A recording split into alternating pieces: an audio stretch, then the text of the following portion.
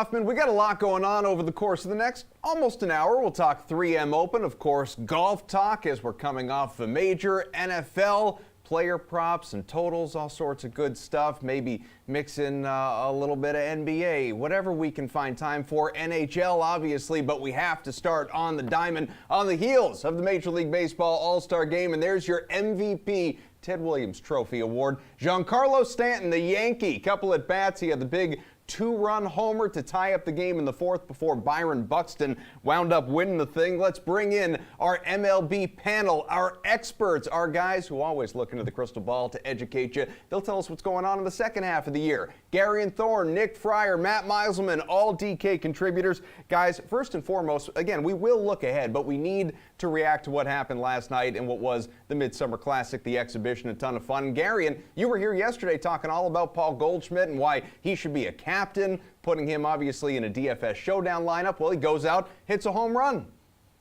Yeah, that was nice. Kind of took the pressure off pretty early. Look, that was a fun game. I think like MLB and Fox tried a lot of things. I don't know if all of them worked, but honestly, it was a nice showcase for some of the players and some of the personality of the players. I'm probably biased as a Jays fan, but truly I think the best part of the night and the coolest part of the night was that Alek Manoah inning. I mean, it was I know it's a special combination of things. Like, it needs to be an exhibition game. It needs to be someone with sort of a gregarious personality. Like, everything has to go right for that to work. But it was just something I'd never experienced watching a baseball game before. So I really had fun watching that game last night. I think there was a lot of it that did end up going right. Well, to your point, I mean, I can't remember a pitcher being mic'd up that isn't, standing in the dugout. So the fact that he was in action was, incredibly exciting. Matt, what were your favorite moments from last night? Well, I generally like to have the contrarian viewpoint, but I also just think the Alek Manoah inning was by far the coolest thing. So I'll just take what everyone else is saying. Like, it really was awesome to be able to talk to him while he was pitching. The whole mic'd up thing throughout the game was cool, but specifically Alek Manoah getting to talk through his pitch selection, I also really enjoyed that. What I didn't like was the fact that none of the bench batters who I liked for DFS did anything. All the runs basically happened while the starters were still in the game. So results-wise, I was not a fan. Although I will say for next year, one thing to look at, the guys in the bottom half of the order in the starting lineup, no one ended up really playing them. Like, Byron Buxton was 10% owned. So I think the chalk ended up just being the top five in both sides of the lineups. And the bottom half, I think people just kind of forgot about them. Or, you only get 6 players in a showdown lineup. Buxton was overlooked. I think that would have, if we knew the ownership ahead of time, I think we all would have agreed Buxton was undervalued. Fryer, some non-Manoah favorite moments? If someone tells me ever again that baseball is in trouble, I'm going to ask them first, did you watch the Home Run Derby? Did you watch the All-Star Game that happened in 2022? If you didn't watch it, I understand why you feel that way. Maybe go back and try and watch it. If you did see it, you just don't want baseball to be like in a good spot. You want it to fail because this stuff was amazing these past couple days. When you look at this game, yeah, Manoah was awesome, but the Cortez Trevino stuff was crazy too. I mean, because we're all used to just, you drop down signs and that's it. Maybe a guy talks to himself, whatever, but we have actual interaction between the pitcher and catcher. It's just something that, even as a guy who played for a long time, you don't have that kind of stuff. So this is a new thing as part of the game, and that was awesome. And then the Trevino stuff, too, was great. He kept the mic on when he was hitting and everything like that. That was, like, must-see stuff. Absolutely loved it. Obviously, the home run derby we talked about already. The Manoah stuff was great, but a huge win for Major League Baseball, where now their all-star festivities are number one for sure. So, Fryer, I shouldn't tell you that the sports radio hosts I was listening to driving in were saying how boring as sin the game was and they were out by the fourth inning. This is what they do. This is exactly what happens. No, I don't care what any of them have to say. They all want baseball to fail. That's just what it is. They're just going to talk about football all the time. This is where I get really annoyed. So we should just move on here because I got no time for this conversation. Let's do it. Let's go to the DraftKings Sportsbook. Take a look. Matt, first and foremost, at the second half of the season, the World Series favorites, of course, it's the Dodgers, the team that was home last night, if you will, or hosted the exhibition, plus 380 favorites to win a championship. Is this the team that is the best bet, that makes the most sense in this category for you? I'm not sure. It's going to depend a lot on trades. So the 3 teams I'm most interested in are all in the same division in the NL East. And for that reason, I'd rather actually just bet a prop bet here. In the season specials, we have the NL East to win the World Series. It could be any team from that division at plus 330. And I think there's a better chance if you get all 3 of the Mets, Braves, and Phillies together, collectively, I like their chances more than the Dodgers and Yankees. And it's I mean, it's a little bit lower odds, but I think that their collective chances are much higher than either team. That could change if, let's say, the Yankees get Juan Soto, or maybe the Dodgers get someone really good. But I think the Mets are going to be buyers. The Braves are going to be buyers. The Phillies are going to get Bryce Harper back. I like all of those teams. So if you want to bet them individually, I don't mind that. But I think just combining those three teams with an NL East bet, that's actually my favorite way to go right now. Gary, what's your approach? So I think it's easy and it's justified to say the Yankees and the Dodgers are the favorites. And I'd look silly if I sat here and said otherwise at this point in the season. However, it's not fun to bet those numbers. So if I'm looking down the board trying to find a team that's maybe been underachieving, maybe find a number that I think is going to look a lot different in 3 or 4 weeks, I think that's the Chicago White Sox at 30-1. Now, I'm not saying that I think the White Sox are probably going to win the World Series. But again, this is a team that was considered a favorite to win the World Series 4 months ago. Yes, they've underwhelmed, but they're sitting at 500. They're only 3 games back of the Twins in the American League Central. They're getting healthy again. Even Yasmani Grandal should be back within the next week. He might start on the active 26-man roster when we come out of the All-Star break. But this is the next 23 games the White Sox get to play. They've got 4 against Cleveland, 2 against Colorado, 3 against Oakland, 3 against Kansas City, 4 against Texas, 4 against Kansas City, 4 against Detroit.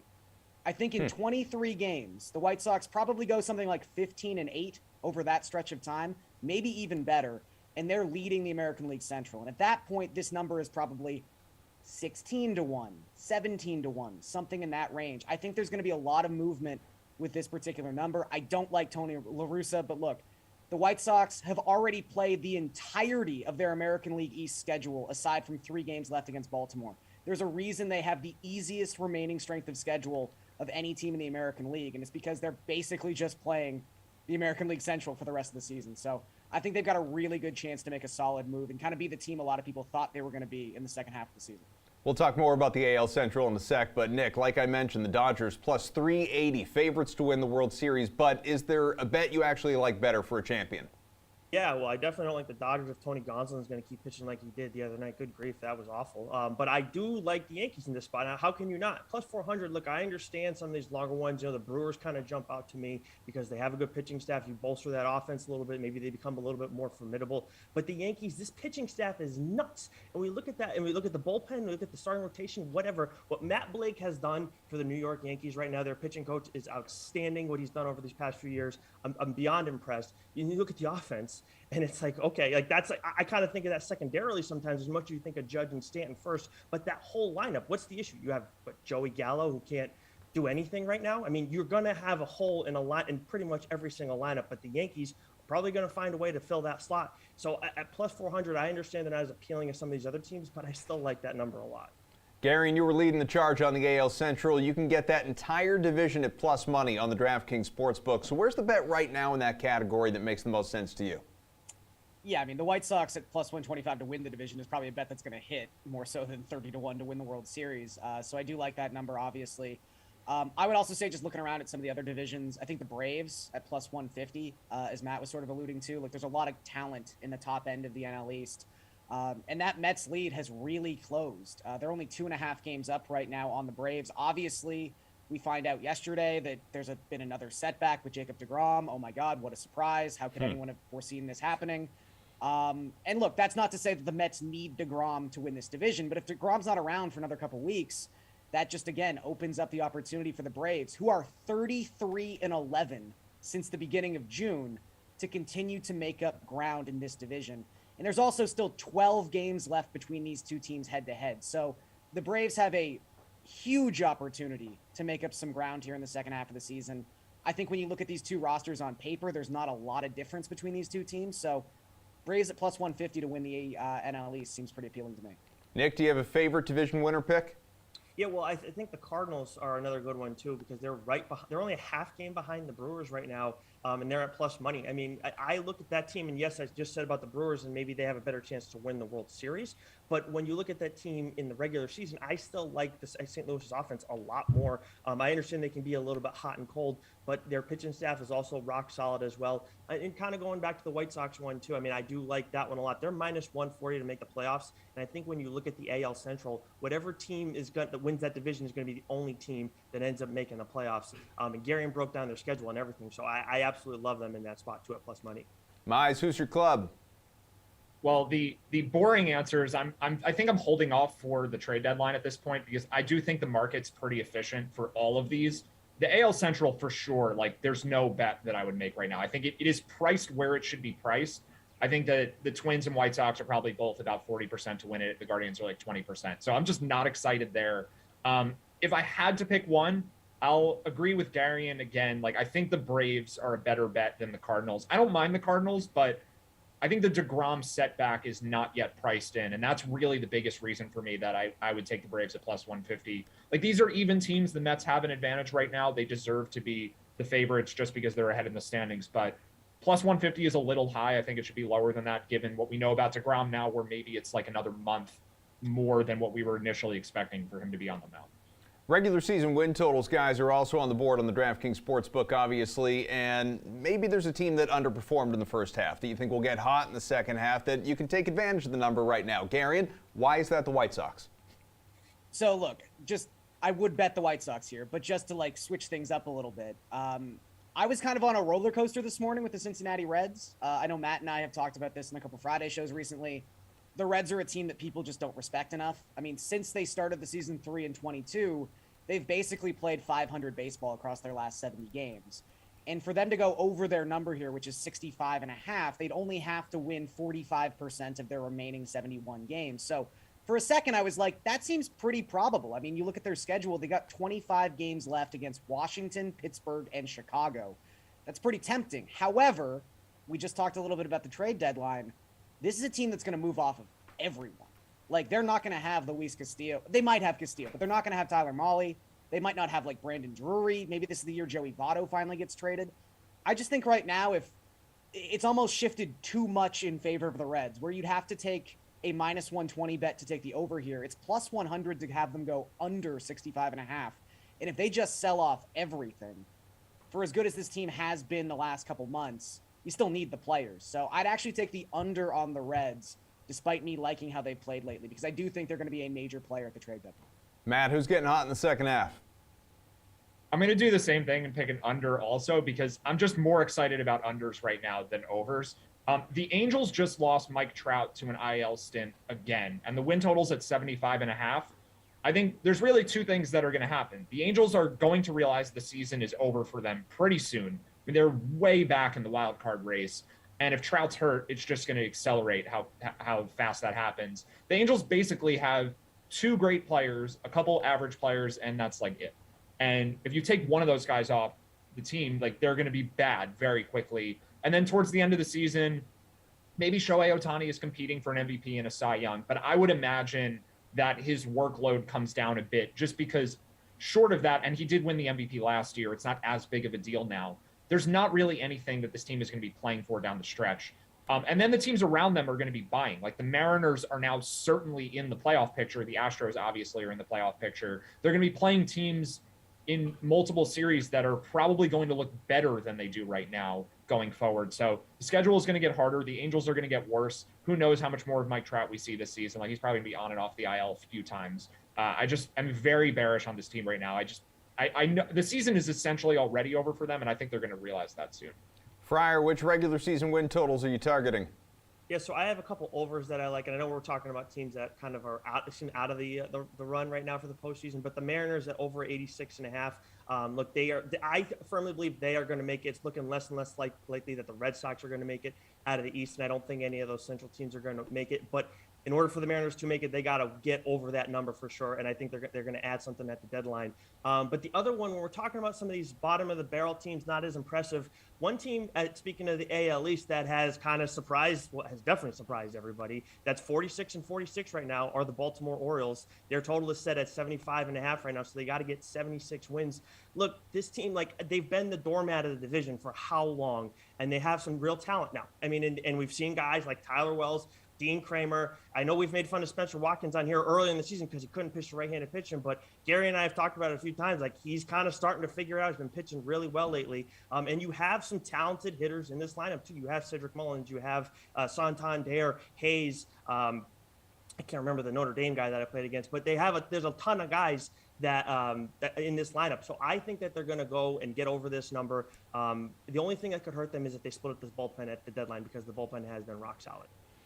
All right, guys, we thank you for being part of this one, obviously, and we've got a lot more coming up over the course of this show. We're going to get to some NHL, but we're not quite done with baseball yet. If you didn't know, if you haven't been watching the last few days, our crew is out in L.A. for the MLB All-Star Game, probably traveling home at this point, but as part of the festivities, decided to bring back an oldie, but a goodie. Longtime DraftKings viewers will remember. In the show or no? Here's what it looked like. Guys, we're going to play this game. In the show or no? So what we're going to do is we're going to pop up a name on the big screen, and you're going to tell us, is it a real baseball player in the show? All right. Or is it just completely made up? Okay. I like this. Yeah, it's pretty simple. Wait, just so that we know, because What? yesterday we played a game where I couldn't play. It was silhouettes of batters. Yeah. And then they were like, Who's no, it you bat? can't answer. I went 10 for 10, and I had like a second and a half between the answers, getting them all correct. They were like, well, wait, let other people. When can I go? This, you guys can all answer Okay. each one. Okay. Right. Because we have producer Matt Got over it. here is going to be keeping the score. Okay. You guys, you know what game we're playing right now? We're getting ready to see names pop up on here, okay? And they're going to tell us we're going to guess whether or not that name is the real name of a baseball player or if that's a made-up name, all right? That guy right there, he's going to need your help. He's going to need a lot of your help. Yeah. So we're going to come to you in just a minute. In the show or no? Let's pop up the first one. Chicken Hawks. Don't look at me. Let's go, boys. Let me hear it. That's not a real name. No, What do you think? I would know about that one. There's no chance that's a real name. No. Golick. No, that's the kind of stuff that people tag me in on Twitter, baseball tangents. Yeah, So it's absolutely a not. great old school cartoon. Chicken Yep. Hawk, not a real baseball player. What do you guys think? In the show or no? No? No? All right. All right, let's see it.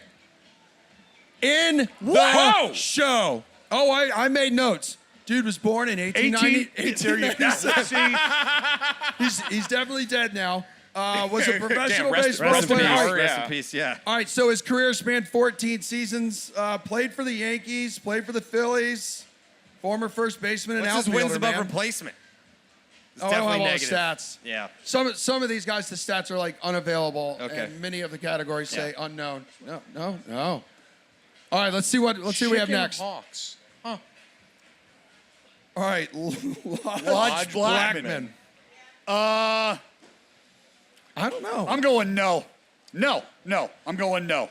There's I'm going no, and also adding Lodge to the name of potential like male babies that I may have in the future. Oh, Lodge. interesting. I like that. Lodge is sturdy. I like that. That's a sturdy lad. What do you But think? no, he's not real. Jared, what do you think?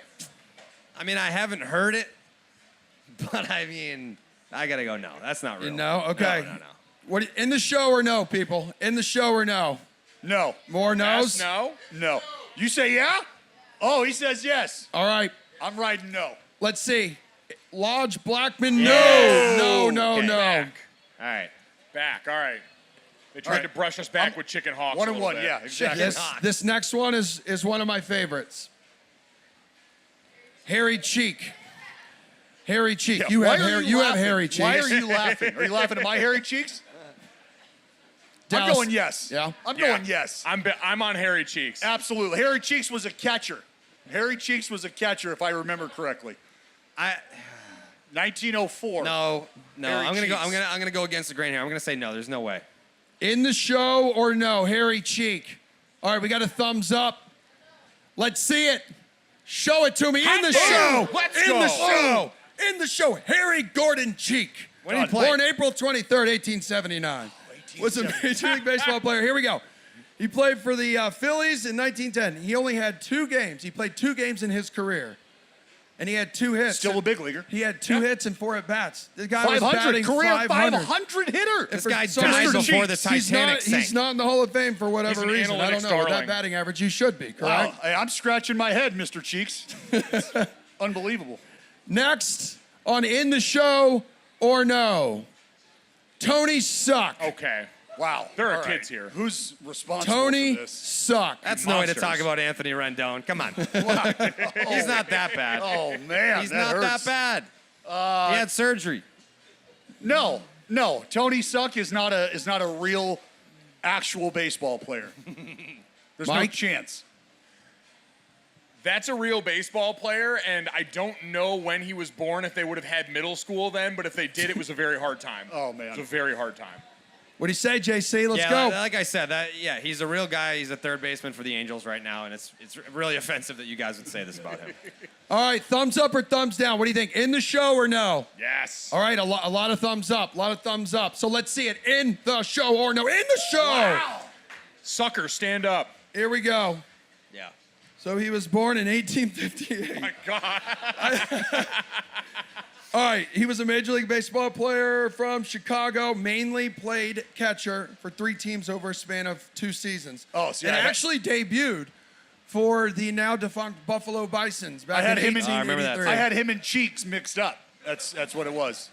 All right, he oh my God, he only played in 2 games and had no base hits and 7 at-bats. How many of these So I guys were sucks. also Well- like bootleggers on the side? Oh, I was gonna say, absolutely. do you have anybody He's that was making World War moonshine II in his name. cabin at the guy top was a of a blacksmith. mountain. Anybody born Yeah. that got to like experience electricity? No. All right, up next. Horatio. Magellan. Yeah. I love No, that name, we're though. just Magellan over Well, here. I need to know where Horatio's from. Or is this a soft double L here, or is that a Yeah, that's like a. that matters? Horatio Magellan. No, it does. It could be Mejian. Yeah, could be. Yeah. I played with a Horatio Mejian in Puerto Rico, Mayaguez, Yes. middle infielder. So is that have you leaning I don't more know if there's a towards in the relation. show? I don't know. That's why I needed, Yes or no? I believe in Horatio. Yeah. I This is believe a very pro Horatio stage. Yeah, I'm not getting Horatio'd on this one, so it's definitely Horatio, big leaguer. In the show or no? Let's see it. Thumbs up, thumbs down. All right, a lot of thumbs up. Unfortunately, it's no. Oh man, they finally got It's a us. great No. name, though.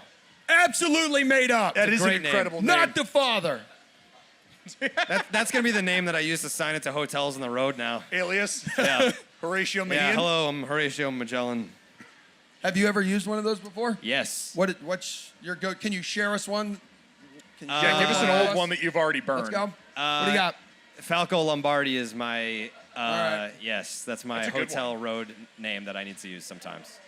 Dallas, on have the you city. gone down that road? No, I don't know. No, I've never. Well, actually, yes, but I can't share those. Oh, fair enough. If I'm being totally honest. Yeah. My days are over. If anyone else would like to use it, Rock Hoover. Okay. It was Mark Schlereth's character on Guiding Light when he had a guest role there. Yes. Oh, that's Yeah. incredible. Hardcore detective, doesn't play by the rules. That's you know. tremendo. Rock Hoover. We got another one. In the show or no? Worm Hicks. Worm Hicks. That's what they were calling Aaron Hicks when he couldn't hit the ball in the air. Worm Hicks. Worm Burner Hicks. Yeah. What are you going with? I'm gonna say yes. I'm gonna All say right. yes. All right. Worm? Yeah. Oh, Worm. Yeah. Oh, Worm Hicks. Yeah. It definitely screams someone born in the I'm 1800s. I'm guessing he was probably there when they invented the game of baseball, based on the rest of the roster we're going through. This True. man for sure sent off the Titanic with a strong wave. Worm Hicks, huh? Yeah. That's a name. In the show or no? I'm gonna say he's in the show. It's a show name. Yeah, that is a show name. All right. In the show or no? Worm Hicks. Man. Yes. A lot of thumbs up again. Yeah, I okay. think so. All right. Reveal it. No. Yep. Absolutely made up. How many of Not these have true. we got? Didn't happen. Like 2? Yeah, I think I've gotten 3. Yeah, No, what, Matt, you guys have gotten more than I've. All right. So, yeah. Can we get an update on the score? What do we have? Okay. Wow. We need to step it up, dude. All right. Mike, you're Hey, winning hey, right hey. now, dude. It's a bad Games that representation involve right now. no skill, Lock it up. absolutely up my alley. True. Thanks to the crew in LA. What you're looking at now, well, you can read. Top NHL free agent signings very recently over the course of the last week. Right there at the top still boggles my mind. Johnny Gaudreau, a Columbus Blue Jacket. You also have Claude Giroux going to the Sens, Andre Palat, the Devils, Vincent Trocheck, the Rangers, Andrew Kopp, the Wings, and Andre Burakovsky going to the still relatively new Seattle Kraken. Adam Kaufman back here on The Sweat. What we're going to do, talk a little NHL DFS based on some of these dudes. We bring in, it's not quite a panel, it's a man, but a very smart man, one you should listen to. RotoWire's Paul Bruno. Paul, thanks for joining us, buddy. And let's chat a little bit about these guys. In terms of DFS, looking ahead, obviously, to next year, whose stock rose the most? Well, one guy who didn't even change teams, his stock is going to rise this year. That's Val Nichushkin for Colorado. We saw him have an outstanding playoff. He carved out a top 6 role, whereas before he's bounced around the entire NHL in previous stops and in Colorado, playing anywhere from third to fourth to second line minutes. He's going to be a top 6 guy next year, and he's going to get paid like it. I think he's improved steadily, and he's got that big physical body that I like, matching that with some really good hands. I think he's going to have an outstanding year for the Avalanche. And then in goal, I also like their addition of Georgiev, $3.4 million for 3 years. This guy was a backup with the Rangers, but he's going to get the starting nod, and I think his stock is going to go way up. And then I'll give you a player from another team that I want to keep an eye on. Former Leaf farmhand Mason Marchment goes over to Dallas. He's an emerging power forward. He had a great year in Florida last year, but signed for big bucks with the Stars, $4.5 million in 4 years, and I could see him being a 25-goal shooter on a regular basis during that term with his new club. So you don't think much will change with this crop that we were just talking about? No, not at all. That's a shame. All right. Well, you've talked about some guys, obviously, on other teams. Let's talk about players whose DFS value has maybe gone down a little bit. Who's suffered? Well, I'm going to say Darcy Kemper leaving the Stanley Cup champions to go to the Washington Capitals. They've got an aging core, and he's going to become part of it at 32 years of age. I don't think this contract or this team is going to age very well, so I'd be a little wary of that. And then I'm going to talk about the second leading scorer in the NHL last year. Johnny Gaudreau leaves an outstanding situation in Calgary, where he was part of the top scoring line in hockey last year. And he goes over to Columbus, a team that didn't even make the playoffs. And I'm just wondering where he's going to find the opportunities to score anywhere near that total. I think he's going to drop about 20 points and be life and death to get 100 points this year, moving to a club that's not nearly as good as the one that he left. And don't forget, he's only topped the point per game pace 2 times previously in his career. It's not even August yet, my friend, so there are still moves to come, never mind potential trades. But you have unrestricted free agents who are available, still examining the market. Nazem Kadri obviously comes to mind. Who's a guy that could latch on somewhere who obviously puts himself in a great position in terms of daily fantasy? Well, you chided me for not talking about the guys you mentioned earlier, so I'm going to talk about Kadri for a second. I think he should be a target for the Flames since they have a lot of cash to spend with the departure of Gaudreau, and maybe they're going to lose Tkachuk. So you're going to think they're going to be life and death to bring in somebody with some name recognition. And why not go with a guy who had a great playoff run for what will be the defending champs going forward? I think the Flames have over about $18 million in cap space, more than enough to bring Kadri in, as well as another piece or two with the departures. And I said on a previous show, the Islanders might actually be a very, very good fit for him also, and he'll be a big upgrade of their offense, and the same applies to the Dallas Stars if they open up the first strings. I'll give you a couple other names to think about, though. Nino Meter is coming off a career high, 44 points, and I think he's going to be targeting the opportunity to join a contending team and bet on himself, maybe on a short-term contract to see if he can really hit pay dirt. And the same thing applies to John Klingberg, a defenseman, maybe the best defenseman that's available in free agency. I see him being a really good fit for the Islanders. And I think they have a lot of money to fit him in, too. They're looking for a power play quarterback. That's this guy's DNA. Pablo, quick hit, my man. We appreciate you joining us. No problem. It's always my pleasure. All right, Paul Bruno from RotoWire. He'll be back throughout the week. I'm quite sure of it. We're going to step aside when we come back. Our NFL panel will join us. Even a special surprise in studio. Go nowhere.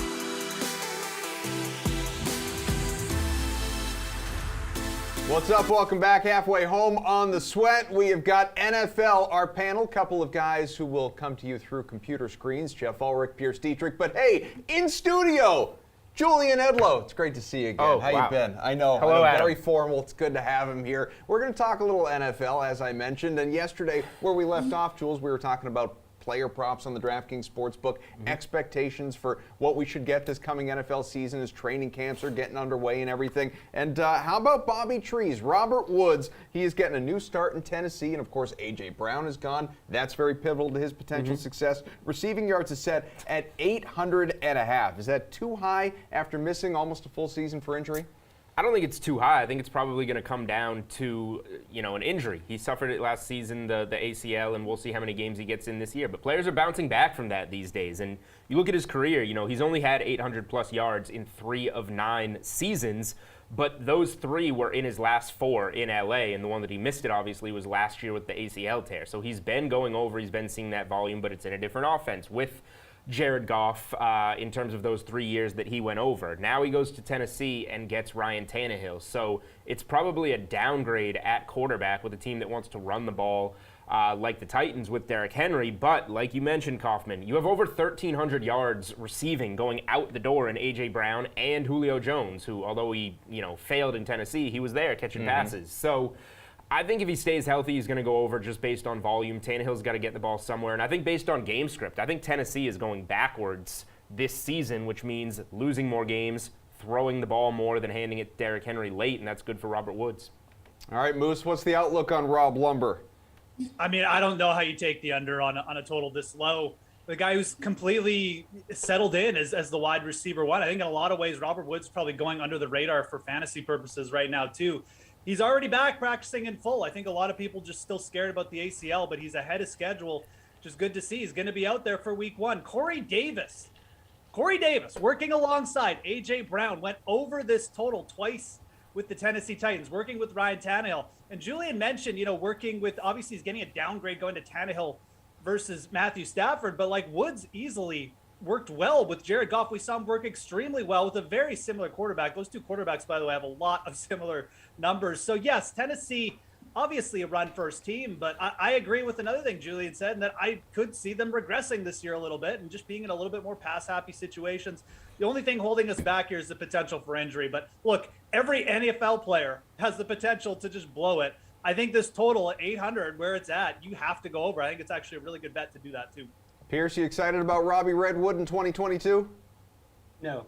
The only thing he's got going for him is the number is extremely low. Everything else says he's not getting there. Julian mentioned the injuries. Yeah, he could bounce back.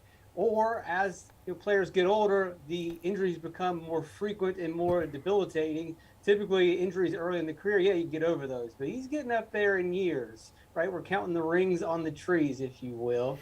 And look, before with the Rams, he was surrounded by talent. He put up great numbers, but he had a great team around him, good quarterbacks around him. I don't know about good quarterbacks. Good offensive line. The offensive line in Tennessee is taking a step backwards. Tannehill has regressed. Look, if Tannehill was fine, do you think they would have drafted Malik Willis? I don't think so. I think they would have used that pick to add to either their offensive line or another weapon that they needed, not a quarterback. They don't trust Tannehill, and no one trusts Tannehill. And then on his side, he's going to be flanked by Traylon Brooks, who is injured right now as well. The rookie's having asthma and conditioning issues. He can't participate in camp. That's a really bad sign. It's great that he's wide receiver number 1, but if he's the only guy out there that can catch passes or get open, defenses are just going to key on him, and I just don't see Woods being that explosive. Pierce, you mentioned regressions. Let's stay with you and keep with that theme. Obviously, Ezekiel Elliott has been on a downward trajectory for years at this point, but he did squeak through to reach the century mark last year, got to, or even beyond that, 1,000 yards, 1,002 yards. Finished in the high 900s the season prior. 875.5 is his line on the DraftKings Sportsbook. So what's the expectation for him this year? I don't think he's going to get to that number. I think he's going to have a good season, but if I'm the Cowboys, given his injury history, injured last year, the injuries are only going to be more frequent as he gets up in the years. The best thing that you can do is just try to use him as sparingly as possible, especially during the regular season. If you want to have some sort of run in the playoffs, you don't want to have him completely run down by then. They've got Tony Pollard, who is getting better every year. He may actually be the better running back. I know they want to use Pollard as more of a receiving back, but you don't do that because Pollard's much better than just being receiving back. And B, when you use Pollard, it really limits your scheme. It alerts the defense that you're going to pass. The best plan would to dial back on Ezekiel Elliott this season. So I think advanced metrics wise and yards per carries wise, he's going to have a really good season. But if we're looking at raw totals like 1,000 yards, I don't believe he's going to get there. He might get a bunch of touchdowns. You can give him tons of red zone work, but there's just no reason in the regular season to pound Ezekiel Elliott into the ground. Jules, I guess really I should have asked, can he reach 10 century marks? What do we think? Yeah, century mark, I think he will get there to 100. Maybe That's a even good call. more than once in a game. Might do Could it in week happen, one. yeah. But look, like Jeff talked about, so it sounds like Jeff and I are leaning over on Woods. Pierce leans under. But like Jeff said, it's football. Anybody can get hurt at any time. So, like, if you're playing 10 season-long player props, 8 or 9 of them are probably going to be unders. And the minimal overs that you play, you have to see a pretty good edge there. So Elliott's gone over this number every year of his career. So I think this one's just setting up for a little bit of a trap. Setting it that low at 875, it says a lot. And Tony Pollard is just kind of the better back potentially at this stage of their careers. He had over 700 yards and almost half the carries as Zeke last year. So like Pierce said, why are you going to use Ezekiel Elliott? He can be the goal line guy and he'll put up some good stats, but I don't think he's getting over 875. And he could even do that with 10 or 12 touchdowns. But last year, Pollard, 5.5 yards per carry, Zeke, 4.2. Like, there's younger, fresher legs that Dallas can use over a guy like Ezekiel Elliott at this stage. And then if there's any injury potential at a position, we were just talking about Woods at wide receiver, running back is the position that you want to look at injuries. So you miss a few games, you already have an edge there on an under. Jeff, they're going to keep feeding Zeke? So, I don't like taking a ton of overs on player props either. You should generally be leaning under, but I just don't know how you can go under on 875 for Ezekiel Elliott. You guys are talking about injury issues. This is a dude who's played 15 or more games the last 4 years. And yes, Tony Pollard is absolutely the better back. That doesn't mean anything to Mike McCarthy or head coaches. They'll consistently run out guys who average 3.5 yards per carry. Look at James Conner and the Arizona Cardinals last year. Ezekiel Elliott is going to be the early down back. Absolutely. He only had 237 carries last year. I like that. He actually has had low tread the last couple seasons, which is good. Yeah, he's getting up there a little bit, but he's only 27. I think at this number, he's got at least 1 or 2 good years left. He's coming off a low carry season. I just think you have to go over on this number. Again, I don't like taking a ton of overs unless they're at good numbers. And this number for Zeke, I think that the Cowboys will be running more this year. They're in a weaker division. This is a team that wants to run the ball with McCarthy anyways, and I think Zeke will get enough early down carries to go over. So pull me down for an over on Elliott. Again, I think Pollard's a better back, but I don't really think it'll matter in terms of usage. Talking player props on the DraftKings Sportsbook for offensive skill players. I get it, it's fun, but let's show a little bit of respect to the defense. Jules, J.C. Jackson, no longer a Patriot, he's a Charger now. Yep. Interceptions, all right, 17 his last 2 years, 8 and 9. So obviously he's pretty balanced as well. Yeah. 4.5 though is the line right now in terms of picks for next year. Is it too low? The number tells you a lot. This one's really difficult, I think, because we're looking at a guy that, like you said, 8 and 9 interceptions his last couple of years. He had 5 the year before that, so he cleared it by the hook. He only went under in his rookie season in New England. So what do we do with all that going over in 3 of his 4 seasons? I'm not too sure, because a lot of those, like if you watch these Patriots games, and you know Kaufman, how many of these interceptions are tip balls that he got in the end zone and it just lands right in his hands and you take the knee for the touchback? Like, he's gotten very fortunate, so you have to write some of those off. That said, he just got a big contract and he's going to play a huge role in the secondary opposite Asante Samuel Jr. in this LA secondary. So it's right on the money. I think people will look at it and see it as an easy over because of what he's done in recent seasons. I think it's right there. I wouldn't bet it. I would lean over because he's been reliable. He's been out there. I think he will get his hands on enough passes to do this, but it's not quite as easy as the numbers may make it look. Jeff, he's going to get the snaps, obviously, as long as he stays healthy. So do you like the over? No, there's no way I'm taking overs on interception props. Interceptions is like the most variable thing that happened in the NFL. You got him in a new scheme, too. We don't really know how he's going to be used necessarily. there just could be a few less opportunities. They also got Asante Samuel Jr., who's probably going to turn into a good playmaker on the other side. He could just end up with all the easy interceptions this year. Also, like, let's not forget, cornerbacks get injured too at points, right? So, no, I mean, look, it's kind of a sucker's number. The sports books obviously probably want you to take the over in these situations because, again, I mean, it's a play and in the NFL, just much like touchdowns, where we're always just trying to guess who's going to get the ball in these type of situations. But J.C. Jackson, yeah, he's been very good at getting the tip balls, and he could certainly go over again. But like, I'm not taking the over. If anything on this bet, you're either staying off or you got to take the under. Pierce, I want you to passionately take the over. No, I'm going to take the under, and I agree with these guys that variance is a monster when it comes to interceptions. It's situational dependent, but it's also scheme dependent. So it's not completely random or fluky. And if you look at the Chargers and the defense that they run, Brandon Staley is a disciple of Vic Fangio, and Fangio's defenses were always in the bottom when it comes to interceptions. That's because they basically run the old school Tampa 2. They drop everybody back, and they basically say, if you're going to beat us, you got to beat us underneath. Well, if we want interceptions, most often you're going to get those interceptions through risky deep passes, and the Chargers don't face risky deep passes. I think that J.C. Jackson's not going to get over this number just based on the scheme that he's in. So, guys, you're going to be looking at it in a sec here. T.J. Watt is coming off just a stupid season. 22.5 sacks to lead the world. He was incredible. Question is, what's he going to do this coming year? On the DraftKings Sportsbook in terms of sacks, and Jeff, we'll start with you. 13.75, because you got to account, obviously, for half a sack. Is Watt due for another big year, and why is that number so low? I don't really know why the number's so low. Again, I mean, we're talking about defensive plays, and sacks.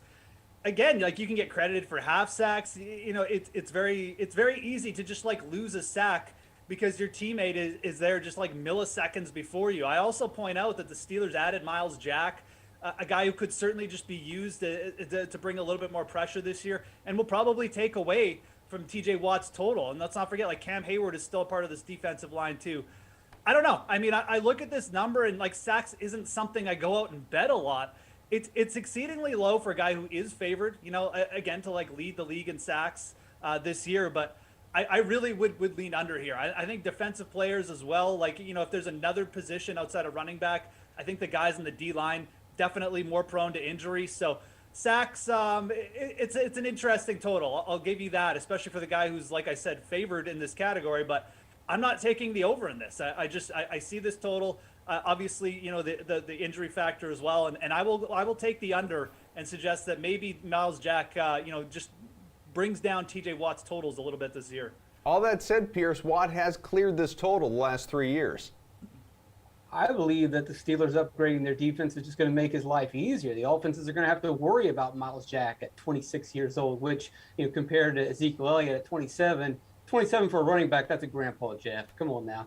Miles Jack at 26, that's still a young linebacker who should be primed for a big bounce-back season now that he's out of America's team, Jacksonville, and surrounded by some talent and a good coaching staff. You also have Devin Bush, who's a first-round pick a couple years ago. He hasn't lived up to expectations. He could be ready for a breakout year. Witherspoon at cornerback. They also added Levi Wallace. They've really upgraded this defense a lot. I don't think that's going to take stats away from TJ Watt. I think it's just going to make him even that much better of a player. Jules? Yeah, you see the 22.5 last year, and then it comes back out at 13.75. It's so far off. I have to take the under. We're going to throw that 22.5 out and look, and he's been right around it, like you said, Kaufman, the last few years. 14, 15, 13. He's right in the neighborhood, and he probably will be again this year. So I'm just going to be a little contrarian, given how high the number was last year. It's almost similar to the J.C. Jackson prop. You see it and scratch your head and think, But obviously the injuries could come into play. His brother had all these dominant seasons and then completely fell apart due to injuries. Not to wish that on him. Maybe that runs in the family, and then we're grasping at straws here.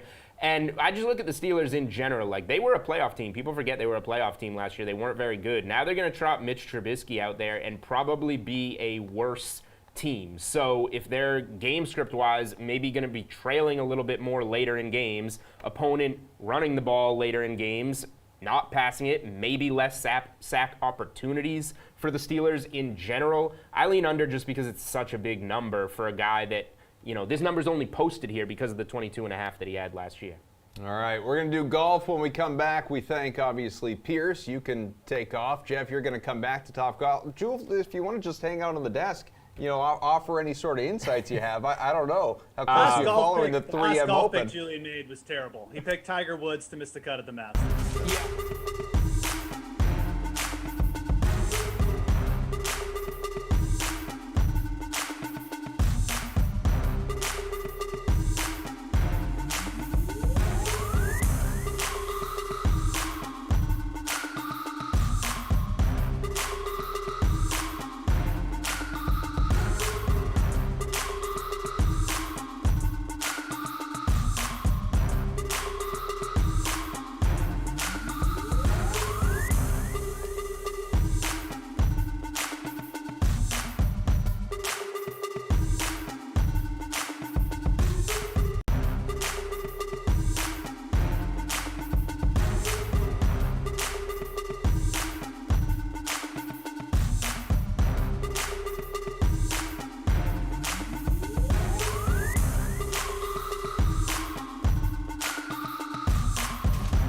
Last segment of the show, it's the PGA Price Check. We bring back Jeff Ulrich. We bring in RotoWire senior golf writer Len Hochberg. Good to see you, Len. He was hanging out with the DraftKings crew in Los Angeles. Guys, we're going to talk 3M Open and price points, especially here from Minneapolis. And overall, you have 7 guys that are priced at $9K or higher in this tournament. So, Len, we begin with you. Any of them worth paying up for the weekend after a major?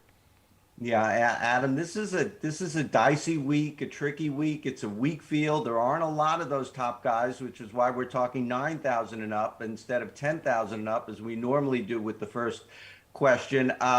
These guys at the top, Tony Finau, Hideki Matsuyama, Sung Jae Im, they were all at the Open Championship, 7 time zones away.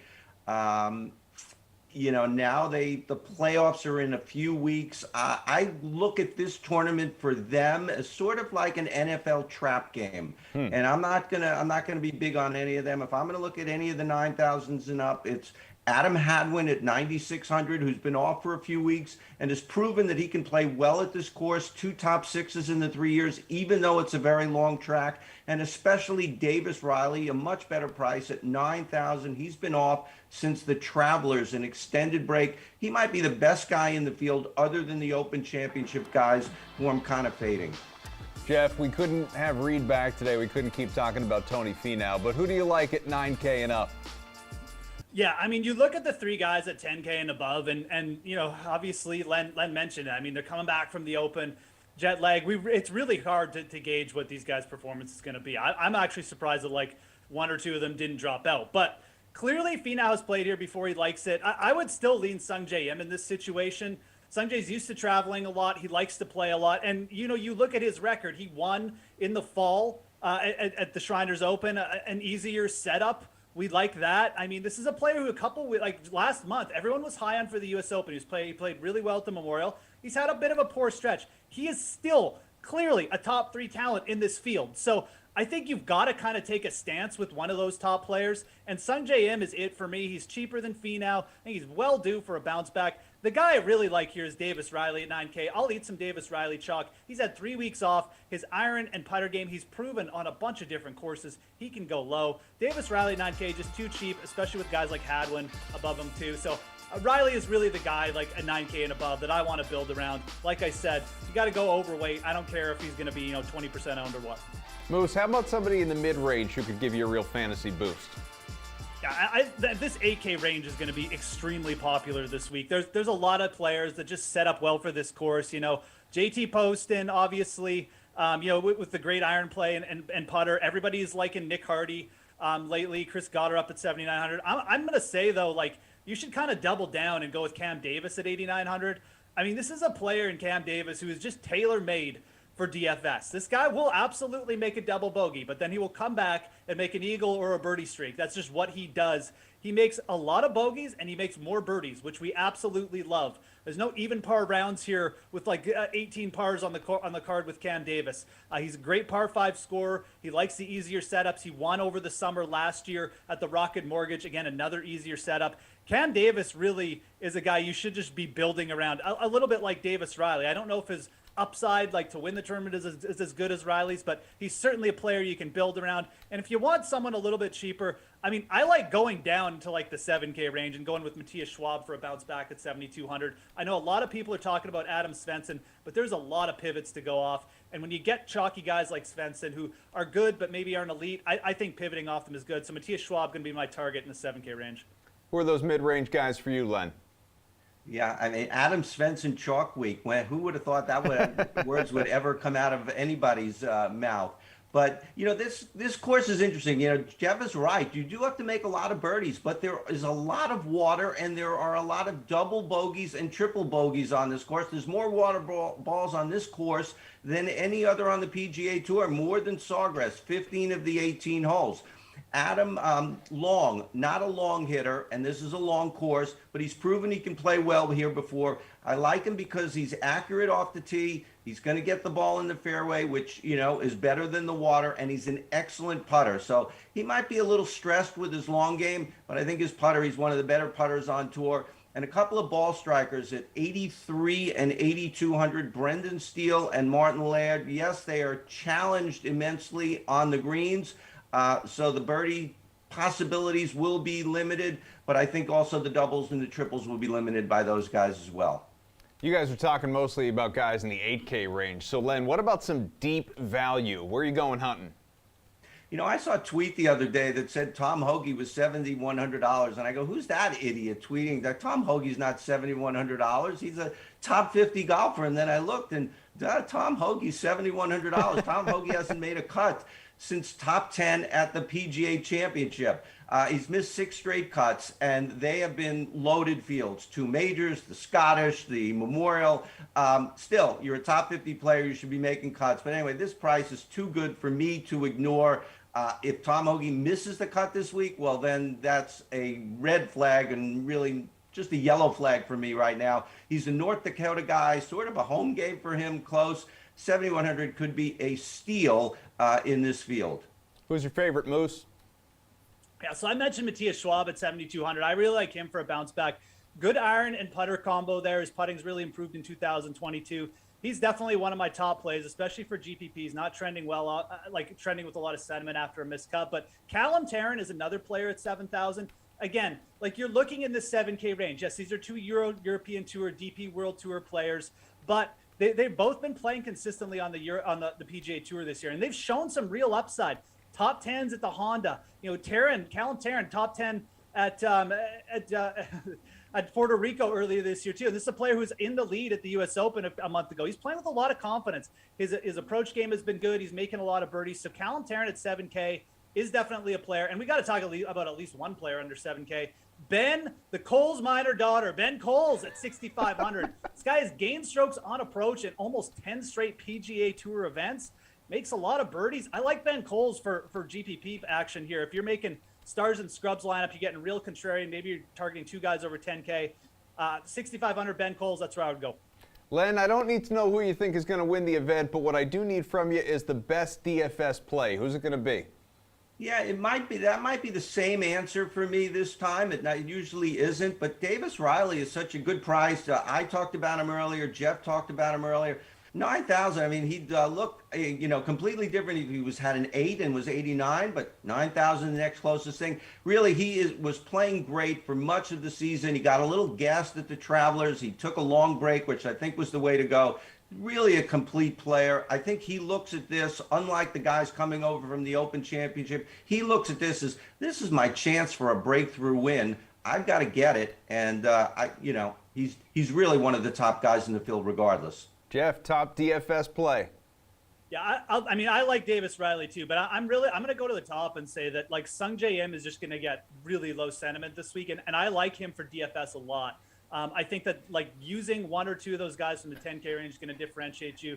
And I think Sung J M has proven on these softer courses, like he can be a very, very consistent play, be a good producer. And his salary it's really easy to fit in considering all the guys in the low 7K range that are playable. All right, guys, thank you very much. I want to thank everyone who was part of this show behind the scenes and on camera. You'll have more golf talk on the slate after the 4 o'clock Madden Sim, right around 5:15. Moose will be back. Reed T. Fowler, who's brought to you by Adidas, he'll be there as well. And, of course, here in studio, Julian Edlow. Thanks for being here, buddy. Much appreciated. I won't be there later. No, but thank you. You can hang out here anytime. Thanks for being with us, guys. See you later. Sweat, 11 a.m. Eastern tomorrow.